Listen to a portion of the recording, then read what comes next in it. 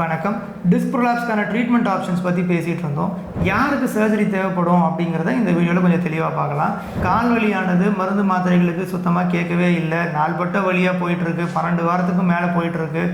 And உட்காரதோ நடக்கிறதோ இல்லை நிற்கிறதோ ஒரு 15 நிமிஷம் கூட முழுசாக செய்ய முடியலை அப்படின்றப்போ நம்மளோட அடிப்படை வாழ்க்கையோட ஆதாரமே இதில் பாதிப்படையுது அப்படின்ற அளவுக்கு பாதிப்படைஞ்சவங்க, கால்களில் உணர்ச்சி குறைஞ்சிக்கிட்டே வருது அப்படின்னாலோ, இல்லை கால்களில் குறிப்பாக அந்த கட்டை விரலோ இல்லைனா அதுக்கு பக்கத்தில் இருக்கக்கூடிய மற்ற பாதங்களில் நரம்பு வீக்னஸ்னால செருப்பு போடுறது கூட பிரச்சனையாகுது, நடக்கிறதும் பிரச்சனையாகுது அப்படின்ற அளவுக்கு பாதிக்கப்பட்டாலோ, அல்லது யூரின் போகிற சென்சேஷன், மோஷன் போகிற சென்சேஷனே குறைஞ்சிக்கிட்டு வருது அப்படின்ற லெவலுக்கு இந்த பிரச்சனையோட தீவிரம் அதிகமாகிறப்ப கண்டிப்பாக இவங்களுக்கு அறுவை சிகிச்சை அப்படிங்கிறது தேவைப்படும்.